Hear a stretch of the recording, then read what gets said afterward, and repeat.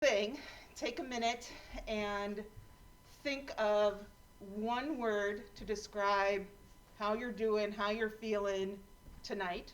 Before anybody starts, just take a breath, take a minute, choose your word.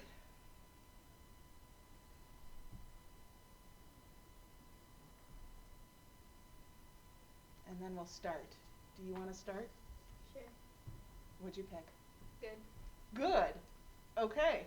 Do you want to say more? No. All right. Go ahead. My word's okay. Okay. All right. Do you want to say more?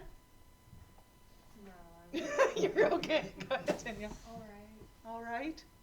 We're getting lots of even keel, kind of middle of the road words. Happy. Happy. Anything in particular or just happy? Okay. Average. Average. Happy. Happy. Great. Great. One word to describe how you're doing. Okay. Okay. I think, Dick, do you have a word? Grateful. Grateful. I saw a picture today of a little girl in the middle of a war zone sitting on top of a pile of things, just debris, and she had her little brother, and she was holding him. And it said, for all you people who are saying what a horrible day you're having, be grateful. Yeah. It puts a lot of things in perspective, doesn't it? I still have to wear a mask and stay 6 feet away from people, It's terrible. Yeah. For my word, I think I'd say I'm a little tired. I'm okay, but a little tired. It's been kind of a crazy week, and just feeling kind of run down. There's a lot going on. But I'm excited to be here with all of you tonight. For those of you who haven't met me, I'm Pastor Gloria. I'm the interim pastor here at Bethany, so that means that I'm here while the church is in transition. It may be longer, it may not be. That is still getting worked out, but for now, I'm the pastor.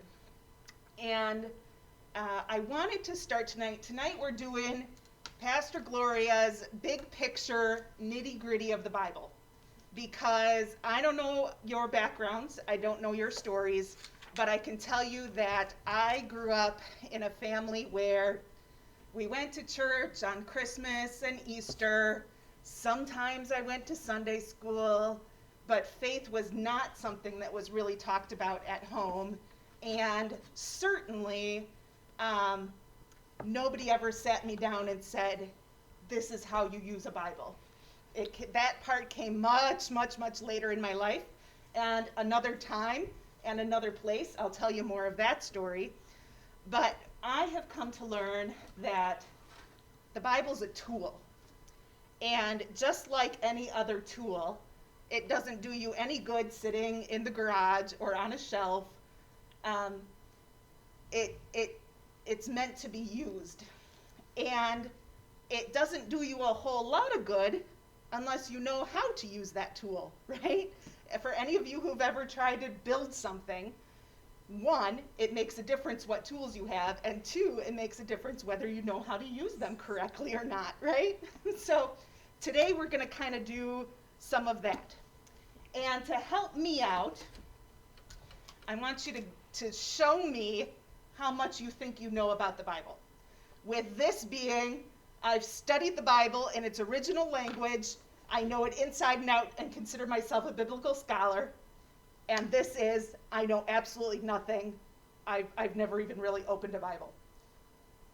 So choose where you are between those things. Okay, here? So you know a little bit, but there's some room to learn. You know a little bit? Okay, all right, so just like we're kind of middle of the road, we're kind of middle of the road on the Bible too. Okay, so some of what I talk about tonight is going to be review. That's okay. Some of it's going to be brand new. That's okay. If there's ever a time where I'm going too fast and you want to hear more, slow me down. It's okay to interrupt. It's okay to ask questions. That's perfectly fine, okay? So where I want to start, just like any reference book, how do you know what's in here? If you went to the library and got a reference book, where would you start to know what's in there?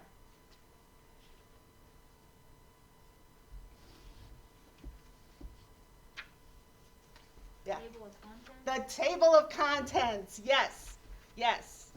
So this Bible that you have in front of you has two table of contents. One looks like this, and this puts the books of the Bible in order. The next page does it alphabetically, which is kind of cool. So then if you don't know what order they go in, you can find it a little faster that way. I'm also a doodler, and so you have pieces of paper in front of you that have some of the things I'm going to talk about, and your box of colored pencils. Feel free to scribble, doodle, make notes. There are a couple of times where I'm going to ask you to group books of the Bible into different sections, so I'll ask you to use some different colors there, but this is yours. You're not turning it in. Feel free to play, okay? I remember better if I'm writing while I'm hearing. So that very first part, the Bible is a book of 66 books. It's a book of books. It's divided into two sections called, anybody know? You probably know it as the Old and the New Testament. That's right, Testament. And testament, some other words for testament could be, what does testament mean? This one's a little harder. Okay, in the context of the Bible, the testaments are covenants, which is another hard word, but it's also promise. And so in the Bible, we've got two different sections. One section deals with God's relationship with the chosen people, who are usually called the Israelites. And in the New Testament, it's the covenant that we know through Jesus.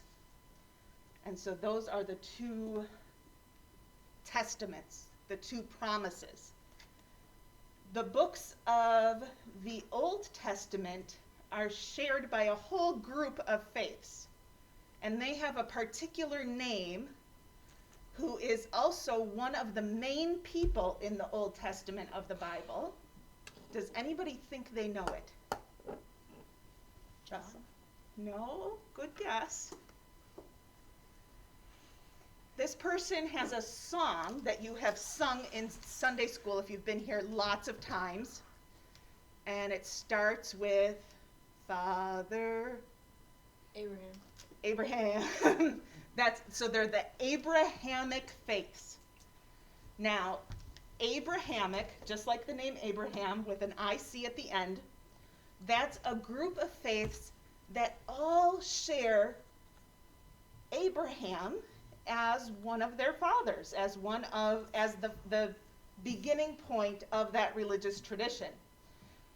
And those faiths are Judaism, so Jewish people, Islam, so Muslim people, Christianity, and I put a fourth in there that you can kind of put in parentheses, and that's Mormons. And Mormons are sometimes put with Christians and sometimes not, and so that's why I kind of put them separate. And again, that's a whole other class that we could have. Can you think of a reason why maybe some people don't like calling the Old Testament the Old Testament?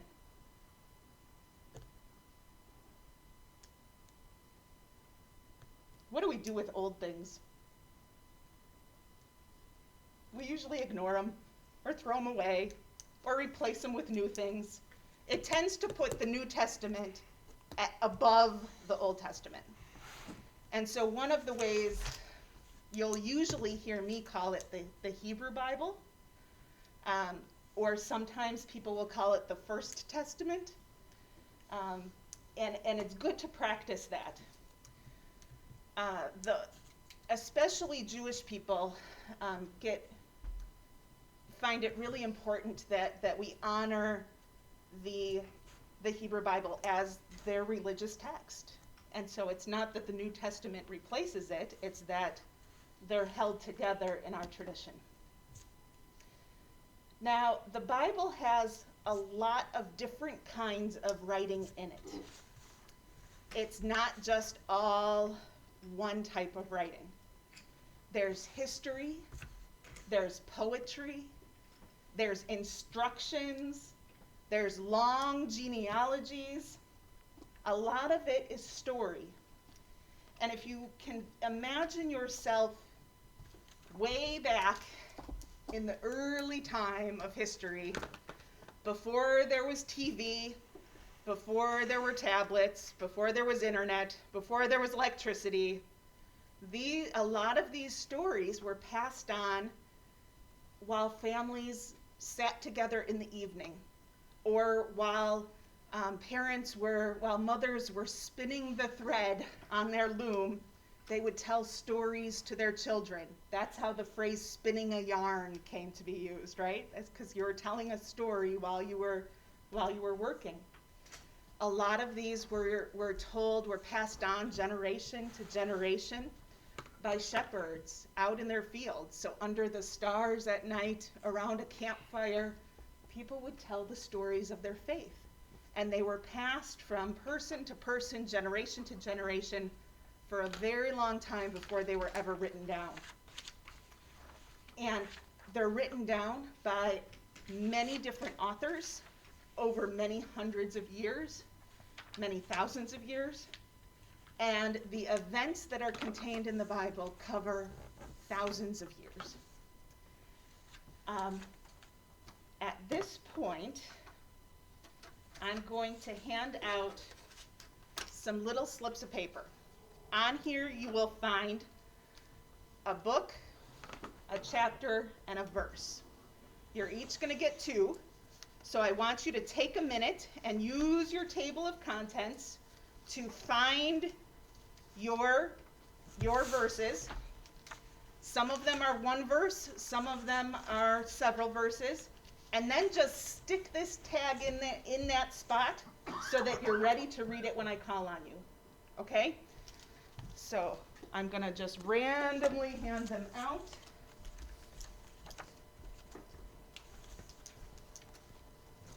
And take as long as you need to find them. And if you need help, let me know.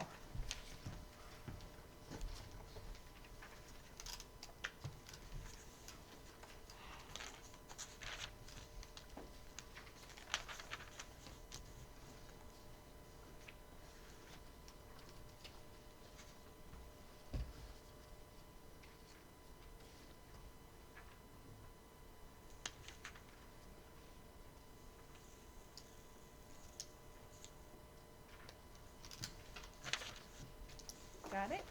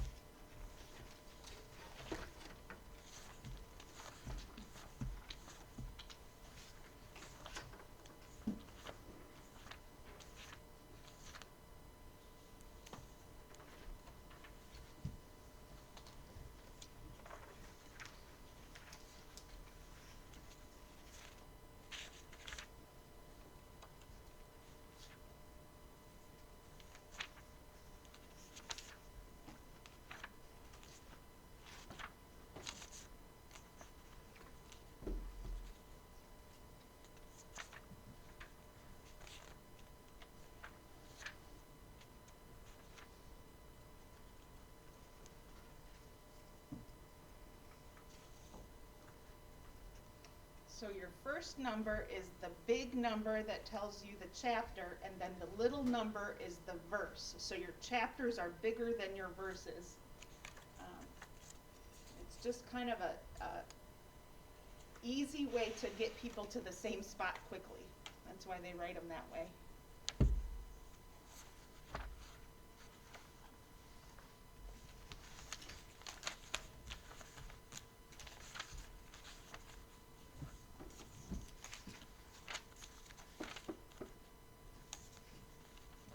Get it?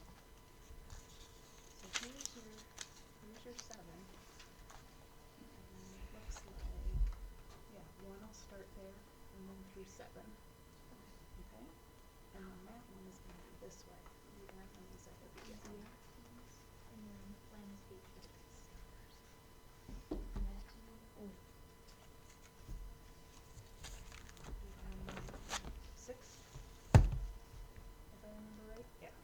So we start right here. Listen is 3. Okay?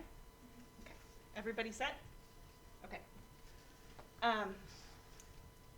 We're going to do my simplified version of the geography of where we're talking about. This will get you a C on your geography test, okay? So don't go just off of this. And those of you who are watching on the screen later, you're going to have to do everything in reverse to make a mirror, right? So we're talking about one very small corner of the world, and a lot of different historians will say this one little piece of land is where all of the world's superpowers always fight out their issues, right? They always work out their issues on this one little piece of land because it's a very centrally located spot where a lot of different areas intersect. So you start by making a big backward C, and this is the Mediterranean Sea. So up here is Turkey, and way over here would be Greece and Italy. Right about halfway, at the halfway point, you put a little circle, and that is the Sea of Galilee, which we call a sea, but it's really a big lake. By Wisconsin standards, we have lakes bigger than the Sea of Galilee, okay? Then, down here, you put a slightly bigger circle, that's a little bit more oblong, and anybody know what that is? Okay, that's the Dead Sea. Why is it called the Dead Sea? Go ahead, Dick. It's so salty that nothing can live in there hardly. It is so salty that nothing can live in there, and people float. I'll show you a picture sometime when I visited there. It is the weirdest feeling in the world to sit down in water and just bob along like a little bobber. And then this, connecting the two, is the Jordan River. If you've ever heard people talk about the West Bank, they're talking about the west bank of the Jordan River. Jerusalem is right about there. Bethlehem is just outside of Jerusalem. This is a very small, like I said, part of the world. This is the country of Israel. This down here is Egypt. Up here you have Lebanon. You have Syria, which is probably where that picture that you saw was from. Over here you have Iraq. Over here you have Saudi Arabia.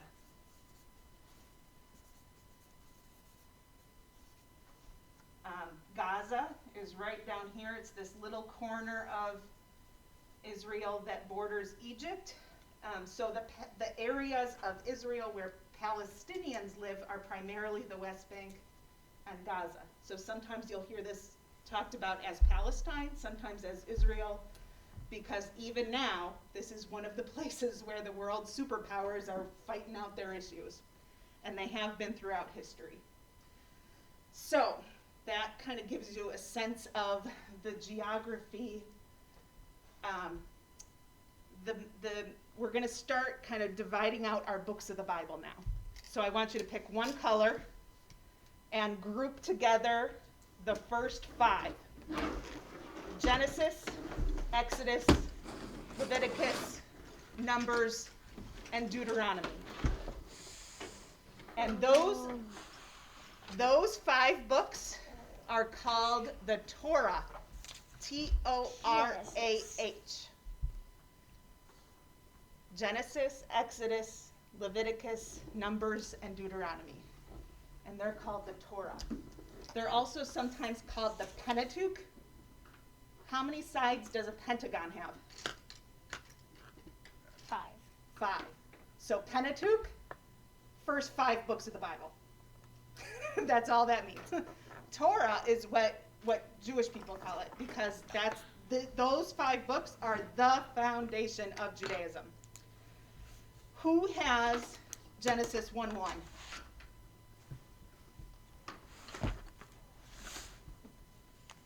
Genesis 1:1.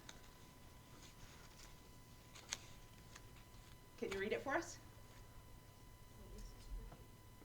Yeah. Just read the first verse.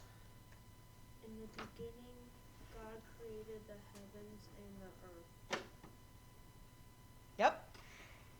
Genesis is the beginning. It's the beginning of creation. It's the story of what God's dream for humanity is. It's where we lay the beginning, where we see the beginning of the ways that God chooses people, and not just people who are perfect and get it all right, but people who make mistakes, and people who doubt, and people who struggle, and people who fight, and people who make mistakes. And God still chooses them, and chooses them again, and again, and again, and again, and again. The Bible is, on the whole, God's love story with humanity.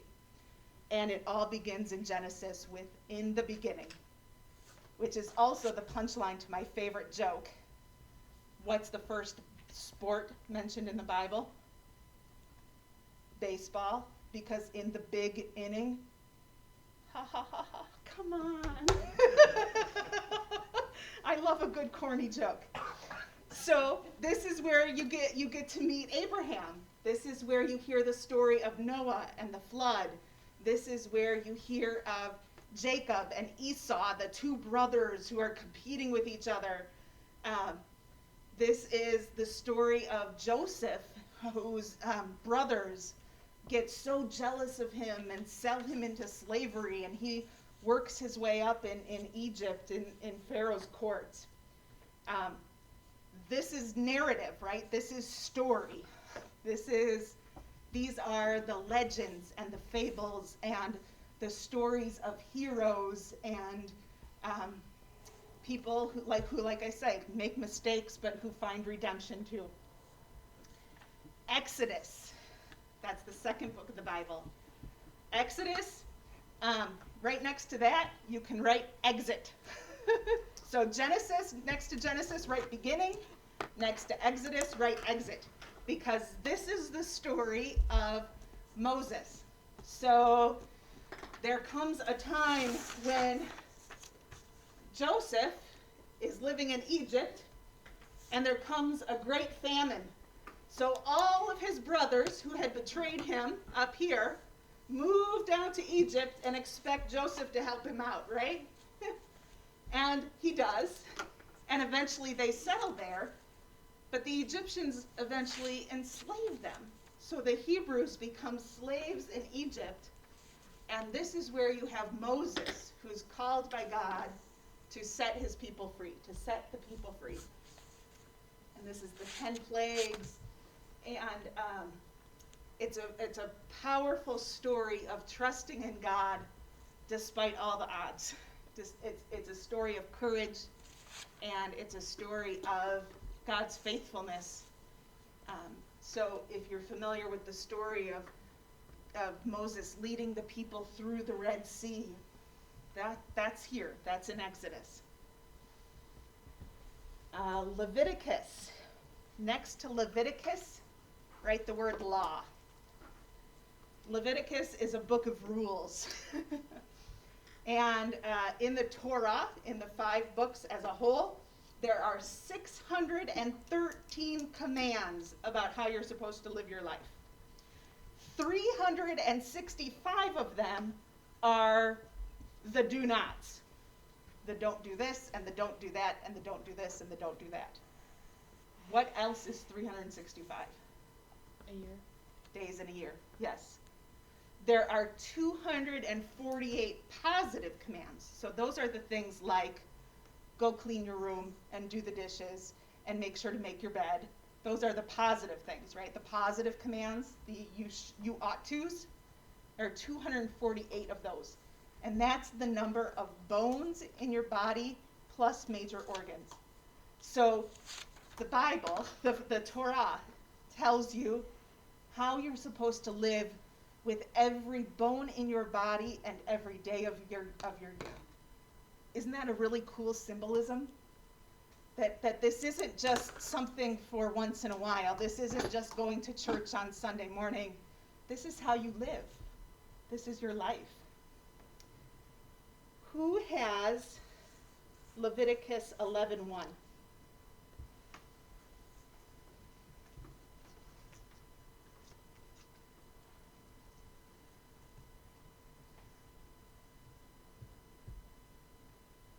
Oh, we got both of yours. You get done right away then. Go ahead and read it. Then the Lord said to Moses and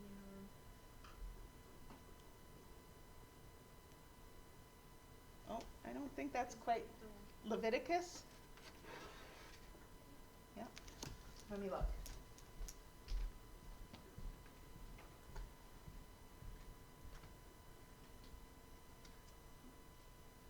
Okay, keep going.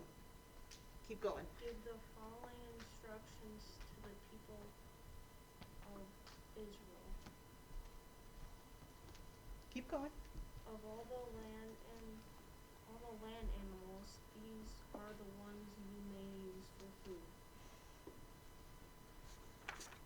You may eat any animal that has completely split hooves and chews cud. You may not, however, eat the following animals: that have split hooves or that chew the cud, but not both. The camel chews the cud but does not have split hooves, so it is Ceremonially. unclean for you. The oryx chews the cud but does not have split hooves, so it is unclean. The hare chews the cud but does not have split hooves, so it is unclean. The pig has evenly split hooves but does not chew cud, so it is unclean. You may not eat the meat of these animals or even touch their carcasses.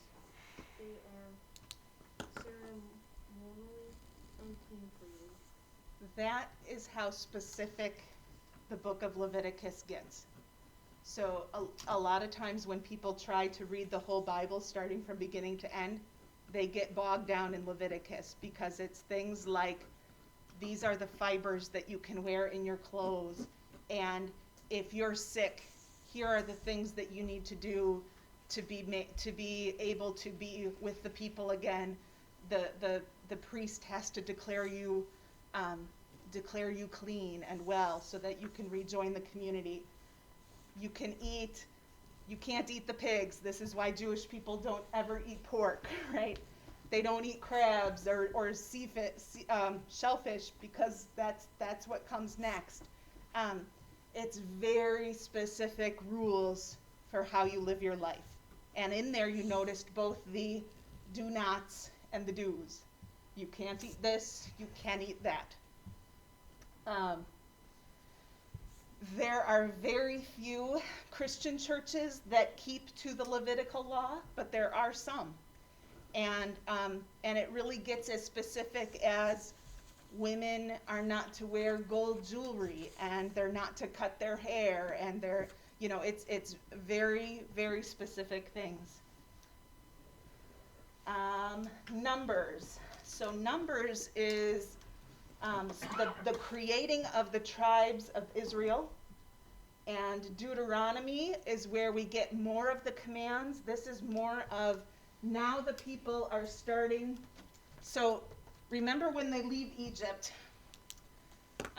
Moses leads the people around the wilderness for 40 years, right? For a whole generation. And a lot of that is down around here in Saudi Arabia. And now they're about to come back into the promised land. And God has to teach them how to live as free people. They've only known how to be slaves. And so this is where we get the 10 Commandments. And we get God telling Moses to pick certain people to be the judges, so that when people argue with one another, there's a way for them to work things out. This is that part of the Bible. So and so here somebody has Deuteronomy 6, 4 through 9. This is the heart of the Jewish faith. This is like the central verse in their faith. And it's a very important one for us too.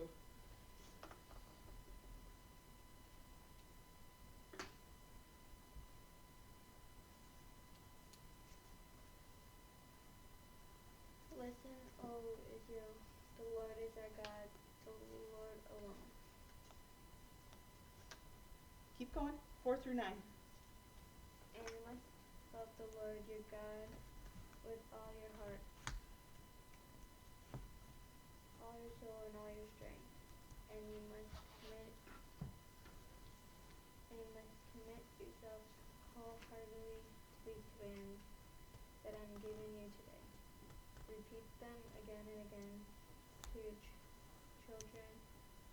Talk about them when you are at home, and when you are on the road, and when you are going to bed, and when you are getting up. Tie them to your hands and wear them on your forehead as commanded.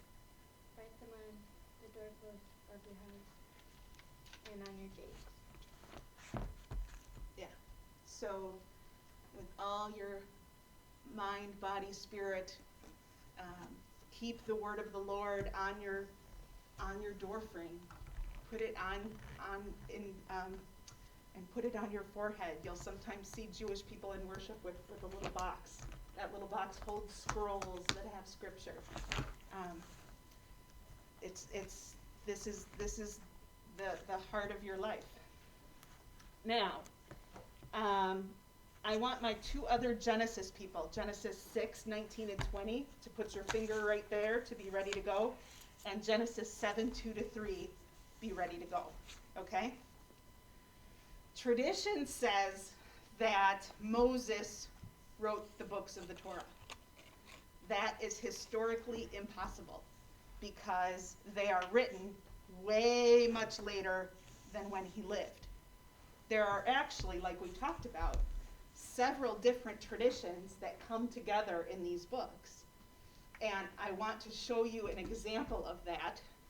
So I think most of you are probably familiar with the story of Noah, who built the ark in the great flood.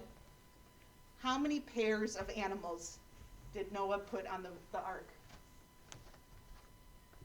Do you know?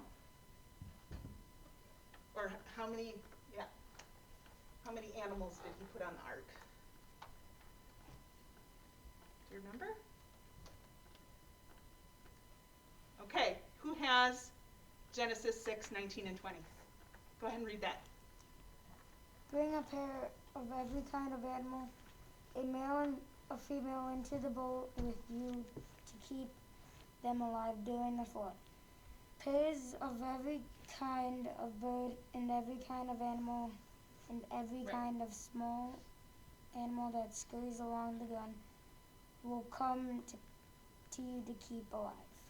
Perfect. So a pair is two, right? A male and a female of every kind of animal. right? So the answer is 2, right? You put 2 of every kind of animal on the ark. Yeah? Genesis 7. Who has? Go ahead, nice and loud. Take with you 7 pairs, male and female, of each animal I have approved for eating and for sacrifice, and take 1 pair of each of the others. Also take 7 pairs of every kind of bird. There must be a male and a female in each pair to ensure that all life will survive on the earth after the flood. So how many did he take on the boat? 7 pairs or 1 pair? Right? That's part of what's fascinating about the Bible, especially this part of the Bible. You've got different traditions getting woven together. Sometime when you have some time, read Genesis 1 and then read Genesis 2, because they're both telling the story of creation, but things happen in a different order and in a different way. And what's really interesting is to think about what these stories mean and what God is trying to tell us through them. Okay, I'm going to speed up a little bit because I do that really thoroughly, because you can go that deep with everything. And so, but we're going to kind of go a little bit faster now. So your next section is a nice big one, all the way from Joshua, all the way down to Esther. That is all history. So next to that one, you can write history.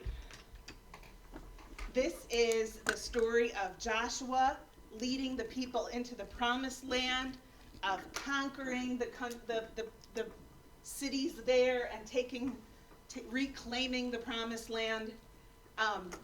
If Disney ever made a movie, a princess movie about the Bible, it would be the book of Esther, because Esther becomes queen, and she gets faced with a very, very, very difficult decision, and it's one of my favorite books of the whole of the Bible. The next section is Job, Psalms, Proverbs, Ecclesiastes, Song of Songs. Then you have to skip Isaiah and Jeremiah and grab Lamentations. It's kind of a tricky one. And that one, next to those, you can write wisdom or writings. So again, that's Job, Psalms, Proverbs, Ecclesiastes, Song of Songs, and Lamentations. Job, you're going to spend a whole class on that one. Job asks the question of, why do people suffer? Why do bad things happen to good people? And where is God in the midst of our suffering? It doesn't give us a lot of answers, but it gives us a really good perspective on how to be with people when they're suffering and when times are really hard. The book of Psalms, this is Israel's hymnal. This is the book of hymns and songs, and there are notes to choir directors, and there are notes about different times to sing the different hymns. Martin Luther used to say that the whole of human life can be found in the Psalms, and somebody has Psalm 150, 1 through 6. Can you read that for me? Nice and loud.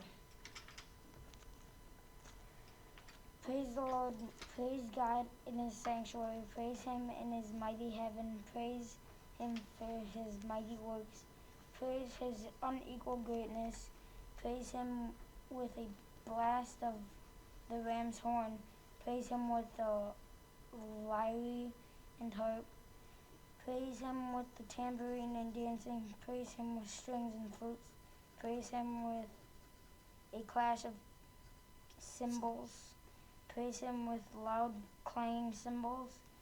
Let everything that breathes sing praises to the Lord. Praise the Lord. Awesome. So the temple is in Jerusalem. So all of the people living in this whole area, when they want to go to church, they climb up the mountain to the top of Jerusalem where the temple is, And there are songs of ascent that they sing while they're climbing up that mountain. There are songs for while they're at home doing their daily work. Psalms has something for everyone, no matter where you are in life. There are psalms of lament. There are psalms that start out, "Where are you, O God? Where are you in the midst of this suffering?" Or, "How long will you abandon me, God?" There are psalms for those times when God seems very far away and we're feeling very lost and alone in the world. It's a very powerful, powerful book. Proverbs. Does anybody know what a proverb is? Is that a familiar word? Not really? Proverbs are short little lessons. And so the book of Proverbs is full of 1 or 2 sentence lessons for how to live. So who has Proverbs 3? This is going to give you an example, a kind of a taste of the book of Proverbs. My child, never forget the thing I've taught you. Store my commands in your heart. If you do this, you will live many years, and your life will be satisfied. Never let loyalty and kindness leave you. Tie them around your neck as you remember. Write them deep within your heart. Then you will find favor with God, both God and people, and you will earn a good reputation. Trust in the Lord with all your heart. Do not depend on your understanding. Seek His will in all you do, and He will show you which path to take. So be kind. Trust in God. You'll find your way. One of the ones that I used to hear quoted a lot when I was growing up is, "Idle hands are sinful hands." Right? Have you ever heard anybody say that? It's keep busy and keep doing your work. Ecclesiastes is one of my favorite books of the Bible because this is another one where it's asking a big question. And like Job, the author of Ecclesiastes is trying to find out why. Why are we here? What does any of this have any meaning at all, or is it all just a chasing after the wind? Who has Ecclesiastes? Thank you. Everything is meaningless, says the teacher, completely meaningless. What do people get for all their hard work under the sun? Generations come and generations go, but the earth never changes. The sun rises and the sun sets, then hurries around to rise again. The wind blows south, then turns north. Around and around it goes, going in circles. Rivers run into the sea, but the sea is never full. Then the water returns again to the rivers and flows out again to the sea. Everything is wearisome beyond description. No matter how much we see, we are never satisfied. No matter how much we hear, we are not content. History merely repeats itself. It has all been done before. Nothing under the sun is truly new. Sometimes people say, here is something new, but actually it is old. Nothing is ever truly new. We don't remember what happened in the past, and in the future generations, no one will remember what we're doing now. That's heavy stuff, right? Yeah. I work hard all the time. Does it matter? History just keeps repeating itself over and over again. Does it matter? You know, it's very much a why are we here kind of book. The next one, Song of Songs. This person, I hope, is very brave. Song of Songs is a love poem. And so we're going to hear from Song of Songs 4, 1 through 7. All right. You are beautiful, my darling, beautiful beyond words. Your eyes are like doves beyond your veil. Your hair falls in waves, like a flock of goats winding down the slopes.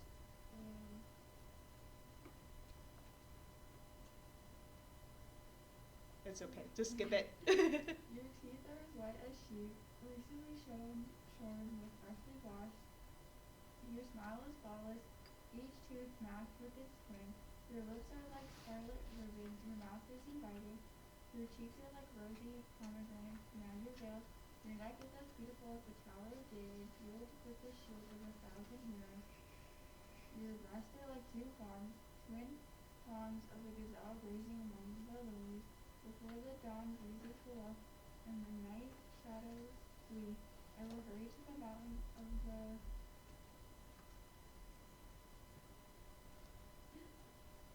and to the hill of That's good. We got the sense of it. So you can hear the author in love with this woman and describing her beauty in this beautiful poetry. And guys, I will tell you, women love poetry, but I don't recommend that you compare their teeth to the color of sheep or their breasts to deer. So that's my one little comment on that. Song of Songs it's a beautiful book, and it's very passionate. And some people say, whoa, when they find out that poetry like that is in the Bible. What? Because love is a gift from God. And intimacy is a gift from God, meant to be shared in the right time, in the right place, when relationships are committed and blessed and united by God. So then Lamentations. Who has Lamentations 1:1-4?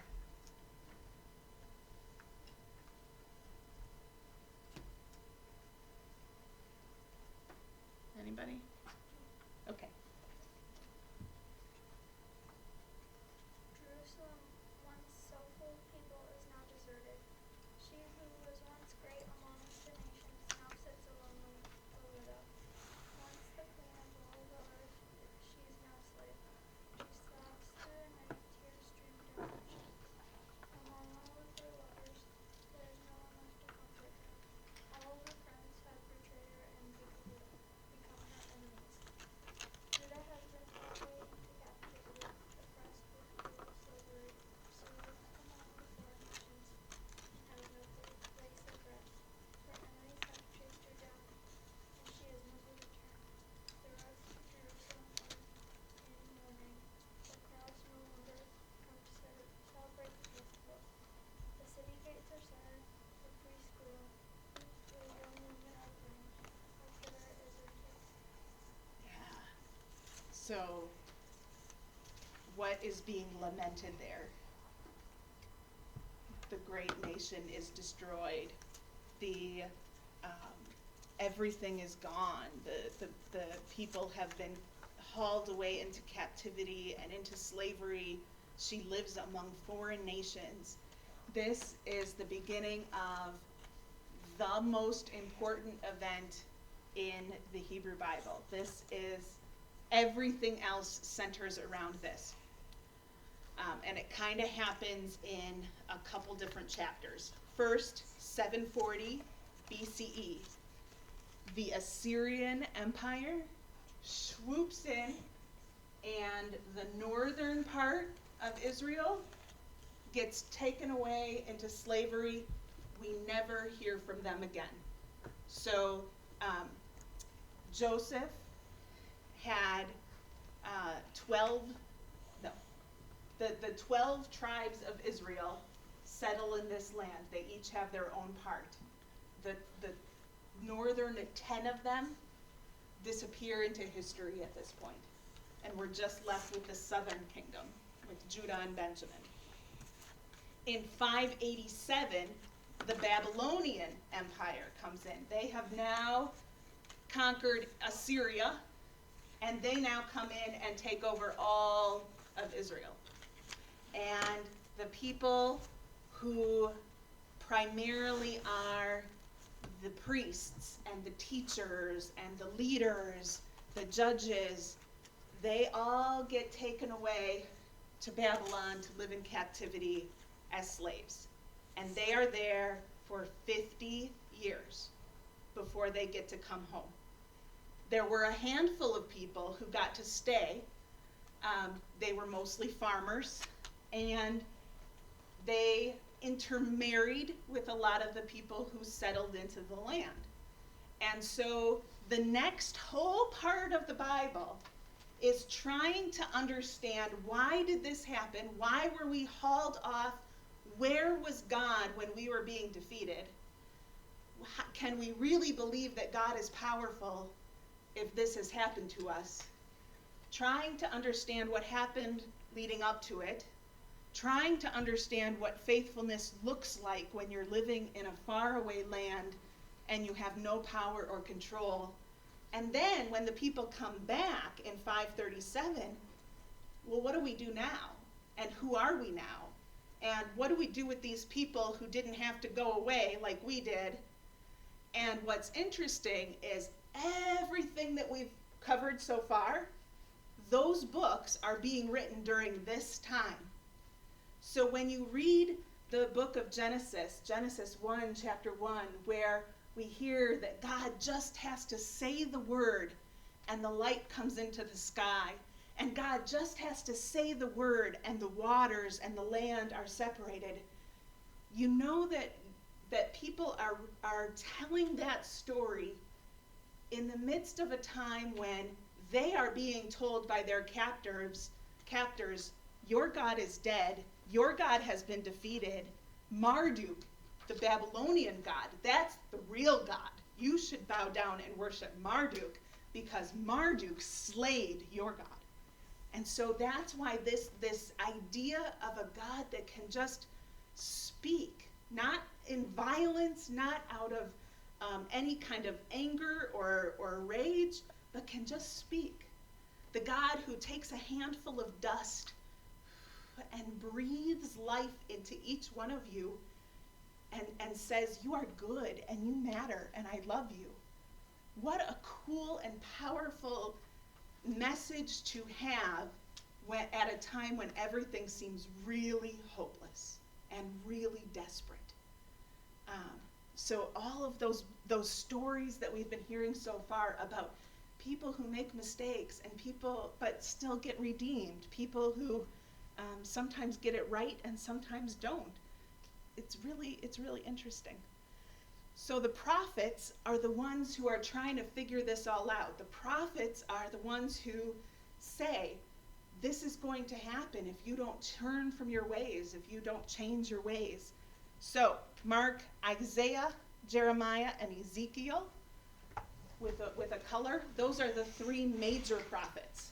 And they are the ones who cover this whole period of time of what leads up to the exile, during the exile, and the return from the exile. That's why they're called the major prophets. It's not that they're more important, they're just bigger. We're going to skip Daniel, put a special box around Daniel, because we're going to come back to Daniel in just a minute. Daniel stands on his own. Then, Hosea, Joel, Amos, Obadiah, Jonah, Micah, Nahum, Habakkuk, Zephaniah, Haggai, Zechariah, and Malachi. Say that 10 times fast. Those are the 12 minor prophets. They each in their own way cover a little bit of this. So Amos talks a lot about farmers and living in right relationship with the land. Micah talks a lot about living with justice and acting with mercy toward one another. Jonah's the one who gets sent to prophesy in Nineveh, and he doesn't want to go, so he hops on a ship going the opposite direction, and a storm comes, so the people throw him overboard, and he gets swallowed up by the big fish, and then he gets spewed out on the shore of the place that God told him to go. And so he has to prophesy and tell this message that he never wanted to tell. And the people listen, and then he gets mad about that. Jonah is one of my favorite prophets because he's just so funny. Habakkuk has been really important in my faith at times when I felt really alone. Habakkuk is watching these armies come in. He's watching the cities around him get destroyed. and he climbs up into a tower and he says, God, I am going to sit here until you come and talk to me. And he does. And the good news of Habakkuk is that God actually does show up.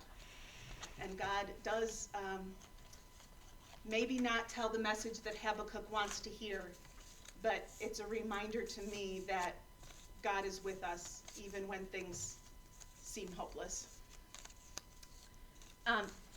So Daniel, you've got a special box around. Flip over your paper and put that same box around Revelation.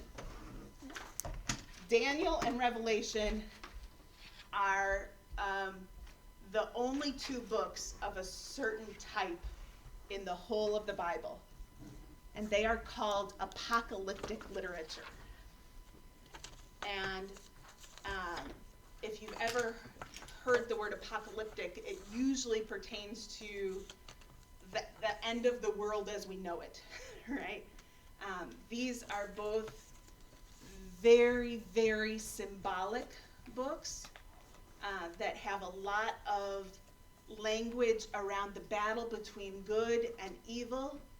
They're written by people who are living, so Daniel is actually living in captivity. He is under the king Nebuchadnezzar, and so he is in that exile in a foreign country, being told to worship foreign gods, and this is his way of understanding and finding hope and kind of speaking in code amongst believers so that they aren't punished. And similarly, in Revelation, the early Christians are being persecuted for their faith.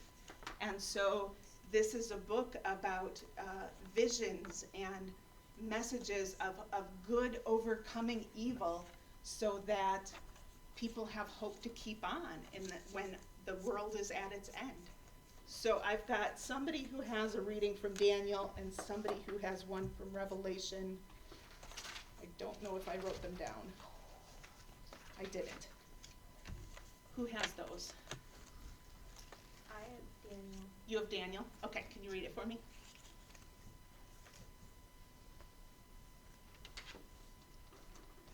Earlier during the first year of King Nebuchadnezzar. reign in Babylon. Babylon, Daniel had a dream and saw visions as he lay in his bed. He wrote down the dream, and this is what he saw. In my vision that night I saw Daniel saw a great storm turning the surface of the great sea, with a strong wind blowing from every direction.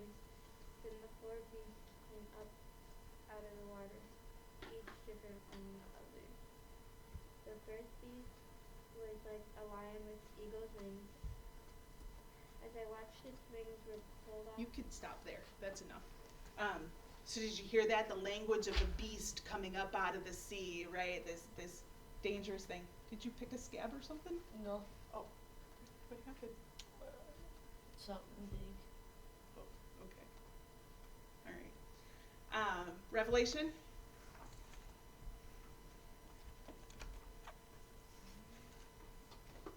Okay. Yeah, it's just a word. Oh, yeah. All right.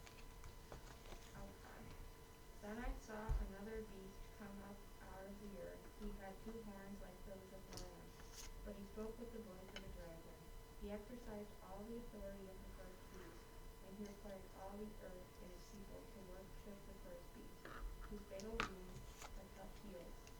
He did astonishing miracles, even when his fire flashed down to earth from the sky, while everyone was watching. And with all the miracles, he was allowed to put his hand on behalf of the first beast. He seized all the people who belonged to this world. He ordered the people to make a great statue of the first beast, who fatally wounded and then came back to life. Okay, that's good. Thank you.